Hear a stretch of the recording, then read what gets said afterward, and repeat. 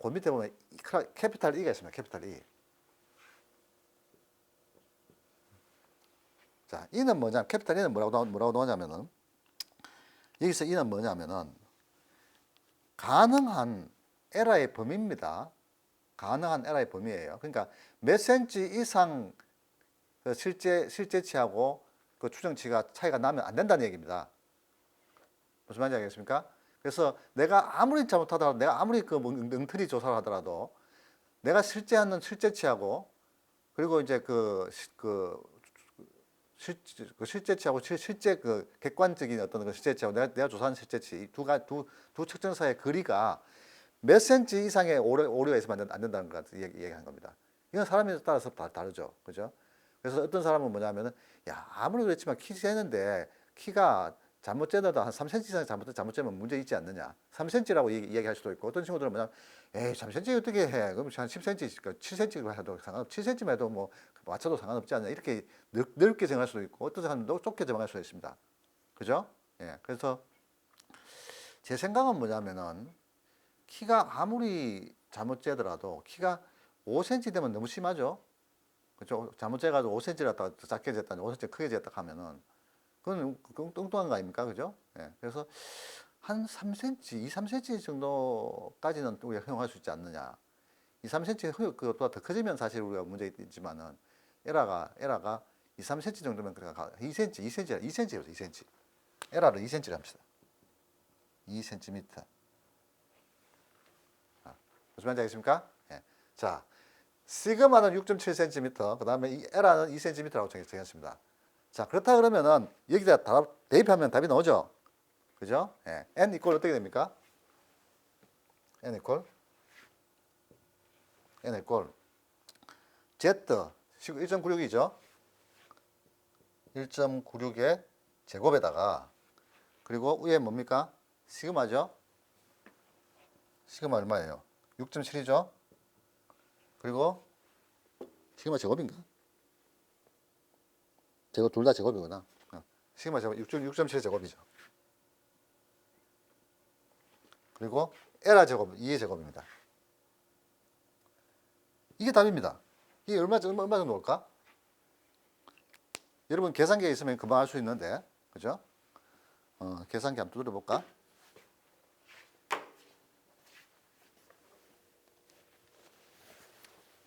계산기 한번 두드려 봅시다. 계산기 두드리면 답이 나오겠지. 1.96의 제곱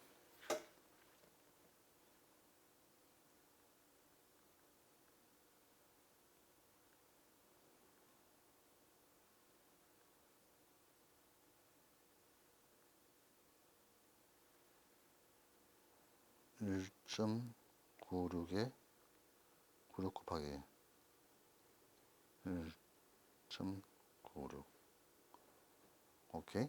여기에다가 6.7제곱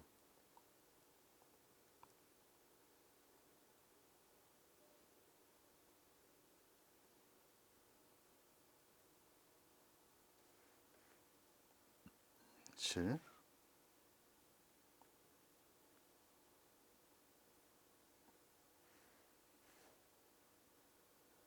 됐고 그러면 2의 제곱 나누기 4죠. 21명 나옵니다. 21명. 21.11이 나와요. 이거 여러분 계산할 수 있죠? 그죠? 네. 자, 이렇게 내가 추정한 어떤 그런 시그마라든가 또 내가 생각하는 일반적인 어떤 사람들이 생각할 수 있는 그런 에라 허용 범위를 생각해 보면은 건국대학교 학생들의 키를 재려고 하면은 적어도 이게 몇 명이 갖다 샘플을 갖다 확보해야지 우리가 유효한 어떤 그런 추정을 할 수 있느냐.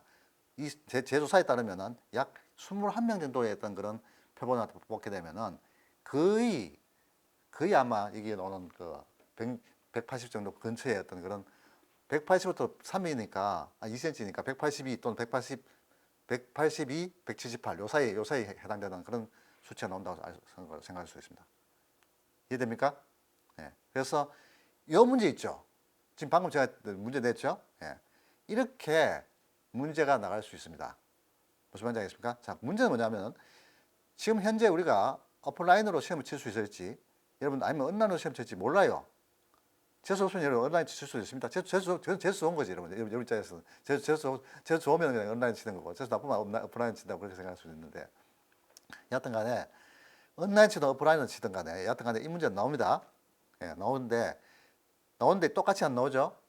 똑같이 이렇게 안 나옵니다. 문제 형태가 바뀔 거예요. 그죠? 문제 형태가 바뀔 건데 바뀌었다 하면 여러분들이 그걸 풀 수 있어야 됩니다. 그죠? 풀 수 있어야 돼요. 예. 그래서 최악의 경우에 여러분 온라인으로 치더라도 그 문제를 갖다가 여러분들이 이렇게 서로 풀어가지고 저한테 제출해 줘야 됩니다. 이해됩니까? 예, 알겠습니까, 여러분? 예. 자, 그래서 이런 샘플링 사이즈라는 문제를 갖다가 오늘 이야기해 줬고, 자, 오늘부터 할 중요한 문제는 뭐냐면은 가설입니다. 가설 검증입니다. 가설 검증. 자, 가설 검증입니다.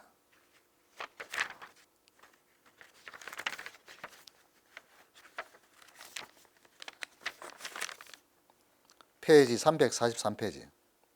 가설 검증의 일반적 절차에 대한 겁니다. 자, 가설 검증이라는 게 도대체 뭐냐? 가설 검증이 뭔데 이렇게 교수님 저렇게 난리치느냐? 그 이유가 있는데, 그죠? 자, 가설이란 거는 어떤 거냐면은 우리가 조사에서 보면 탐색조사, 기술조사, 인과조사 세 가지 조사가 있다고 얘기했는데 그 중에서 우리 학자가 제일 좋아하는 조사는 어떤 조사입니까? 인과조사죠. 그죠? 인과조사입니다. 인과조사는 뭐냐면은 A가 B를 야기시킨다. A가 B에 영향을 준다. A가 B에 어떤 영향을 줘서 행동을 바꾼다. 이런 거입니다. 그러니까 A가 영향을 주고 B가 결과를 받는 이런 인과관계를 갖다 이야기하는 게 인과관계인데, 그죠? 자, 이런 인과관계에서 우리가 알고자 하는 게 뭐냐면은 그 가설에서 주장하듯이 원인과 결과가 진짜 영향을 줄까 안 줄까? 무슨 말인지 알겠습니까? 영향을 준다 하면 우리가 앞으로 행동을 바꿔줘야 되죠. 그죠? 예를 들면 여기서 뭐 아침에 일어나는데 뭐 비가 오면은 기분이 나쁘다. 비가 오면 기분 나쁠 수 있죠. 근데 그게 우연히 기분이 나쁠 수도 있고 체계적으로 내가 뭔가 잘못됐기 때문에 기분이 나쁠 수도 있는 거 아니에요? 그렇죠? 근데 만약에 체계적으로 내가 기분이 나쁘면 어떤 그런 역할을 하는 그런 구조가 있다고 한다 그러면은 내가 그걸 바꿔줘야 되지. 내가 안 바꿔주면은 똑같은 일을 계속 당할 거 아닙니까? 계속 비가 올 때마다 우울할 거 아니에요. 이해됩니까? 예. 그래서 당연하게 생각할 수 있는 게 뭐냐면은 가설에서 이제 이거 인과관계에서 우리가 가장 중요한 포인트는 뭐냐면은 이 인과관계가 도대체 검증을 할 수 있어야 됩니다. 검증. 인과관계 정말 실제 맞느냐 또는 거짓말이냐 true냐 false냐 이걸 검증할 수 있어야 됩니다. 무슨 말인지 알겠습니까? 자, 검증하는 방법은 여러 가지 있을 수 있어요. 제가 하나 예를 들어 줄게요. 여러분 오비락이란 말 하죠. 오비락이 뭡니까? 까마귀 나니까 배 떨어진다는 얘기 안 해요. 그죠? 예. 그런데 이제 오비락이 진짜냐 가짜냐에 따라 다 돼가지고 오비락이 까마귀 날자 배 떨어진다. 까마귀 나는 것이 원인이고 배 떨어지는 것이 결과입니다. 그죠? 이해됩니까? 까마귀 나는 것이 원인이고 배 떨어지는 것이 결과인데 자, 까마귀 날자 배 떨어진다. 이 원인과 결과에 대해 가지고 어떤 사람들은 뭐냐면 그거 당연한 거지. 뭐 그걸 갖다 하냐. 어떤 사람은 웃긴 소리야. 그거 완전 사기지. 누가 까마귀 날자 배 떨어진 게 된다고 그렇게 얘기하는 사람이 어딨냐. 사람마다 다 달라요. 그죠? 다 다릅니다. 자, 문제는 뭐냐면 우리가 이제 이걸 갖다 과학적으로 이제 접근하게 되면은 인과관계를 갖다가 도대체 어느 정도 선까지 발견했을 때 우리가 그걸 갖다가 진짜 가설을 진짜라고 우리가 받아들이냐. 이게 중요한 포인트입니다. 그죠? 예. 그래서 우리가 그래서 이제 학자들이 고민을 많이 했어요. 옛날부터 고민을 많이 해가지고 야, 우리가 가설을 100번 정도 한다. 가설을 검증하기 위해서 익스페리멘트 실험을 갖다 보통 많이 얘기하는데 실험을 100번 정도 한다고 생각해 보자. 그래서 네가 똑같은 어떤 그런 까마귀를 갖다가 100번 날렸을 때 그때 그중에 배가 몇 번 정도 떨어지냐. 이게 몇 번 떨어져야지 우리가 그 가설이 맞다고 주장할 수 있냐. 무슨 말인지 알겠습니까? 몇 번 떨어져야 까마귀가 100마리 중에서 몇 마리가 날아갔을 경우에 그게 진짜 배가 떨어져야지 그래야지 우리가 진짜 까마귀 오비가 이래 맞다고 주장할 수 있느냐. 상당히 중요한 포인트입니다. 그죠? 자, 이거는 어떻게 보면은 한 개인의 어떤 그런 판단이 중요한 게 아니고, 이거 다 결정하려고 하면은 학자들이 다 모여가지고 서로 갑론을박을 해야 되죠. 그죠? 야, 내가 해보니까 이거는 한 95번 이상 돼야지 이게 진짜 이거 오비락에 맞다고 얘기할 수 있지. 90번 정도 되면 그거는 진짜, 그건 오비 진짜라고 얘기 못 한다. 사람마다 다 달라요. 그죠? 예. 그래서 학자들마다 다 다루는데, 근데 문제는 뭐냐면은 우리 대학교 가보면 그 전공들이 많지 않습니까? 경영학과, 전자공학과, 뭔가 다 있는데, 각 전공 교수들이 다 모여가지고 남대로 고민을 하다가 나온 결론이 뭐냐면은, 야, 우리가 내린 결론은 뭐냐면은, 적어도 100번 정도 우리가 똑같은 현상이 벌어졌을 경우에, 그 중에서 95번 이상 똑같은 현상이 결과가 나온다 그러면은, 그때는 우리가 이걸 갖다 거짓말하고 이야기하지 힘들지 않느냐. 그때는 우리가 이 가설을 갖다 받아들여야 되는 거 아니냐. 이런 이야기 했습니다. 그 이야기 무슨 이야기냐면 5%입니다. 5%. 5%. 그죠? 95번 이야기했죠. 그죠? 네, 5%. 5% 유의 수준입니다. 유의 수준. 유의 수준은 알파라고 얘기를 하는데요.